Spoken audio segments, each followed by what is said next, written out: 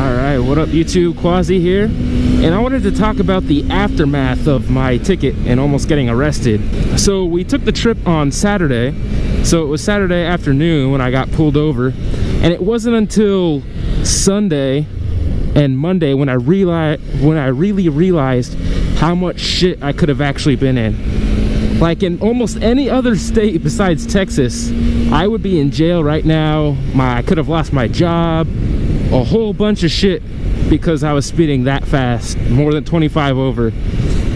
I think Texas is one of the few states that doesn't have a per se speeding limit, so it's up to the officer's discretion what they give you. And since he didn't give me reckless, I got hit with the lighter penalties of just speeding. And so when I got home that Saturday, I was freaking out a little bit, but not too much. But then I started thinking about it more and more. I'm like, oh man, what do I need to do? This is a serious ticket. If the court or the jury or judges or whatever it is decides to charge me with something more, I could get in some deep shit.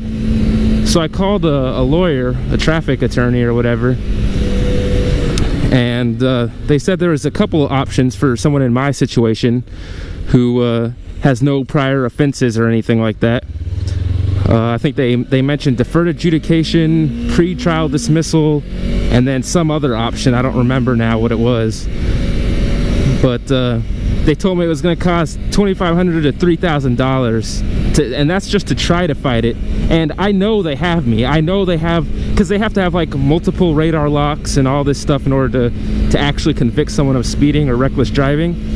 But I know they got me. There was 2 people sitting out there. They do that all the time. That's all they do.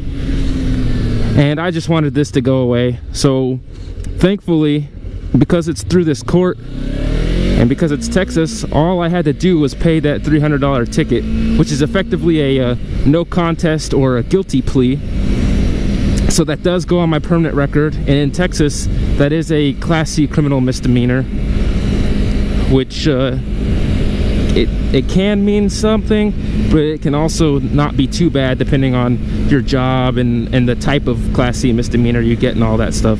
Of course, I'm not a lawyer. This is just me like reading up, trying to figure out what was going on. So I paid the ticket, pled no contest. I think I did that Monday. I actually called the Justice of the Peace, the courthouse up there. And then on probably that Saturday, I got the response back, the official paper that said, yeah, I paid no contest, or pled no contest, paid the ticket, all that stuff. So yeah, that was an interesting experience. I was freaking the fuck out, honestly. The squad could tell you, I was like blowing their phones up. And actually 2 people in our squad got hit by in the same area, probably by the same cops, not that day, but before.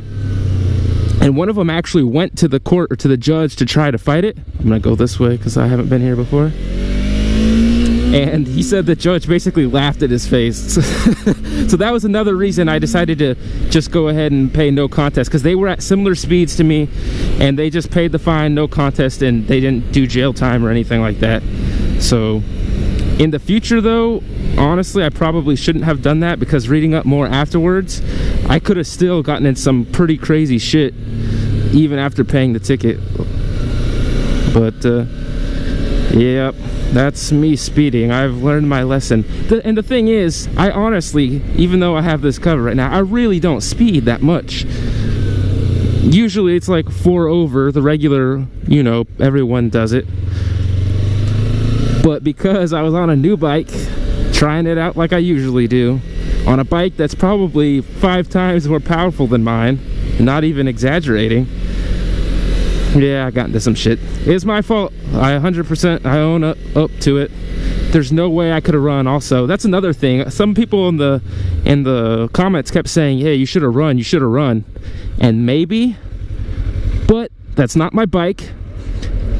There's no place to run to in that town, and there are cops sitting in that next town.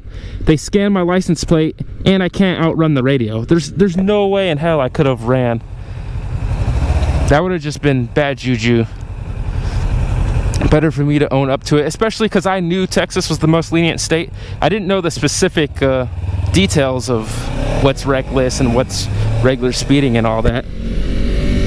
But I knew Texas was lenient when it came to speeding, so I wasn't as worried.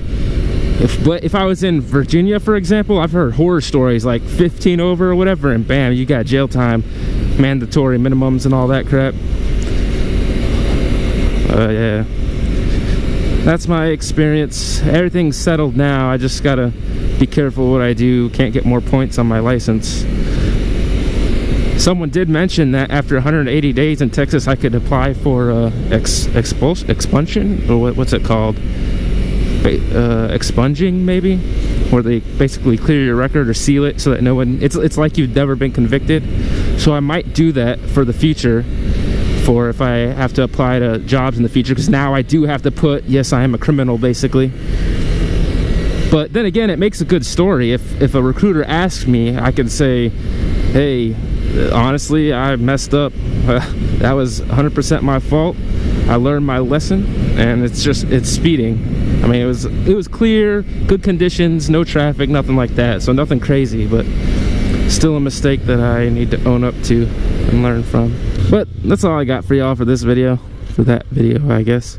So as always, if you have any questions, let me pull up here, I can't see, comments or concerns, let me know. Peace.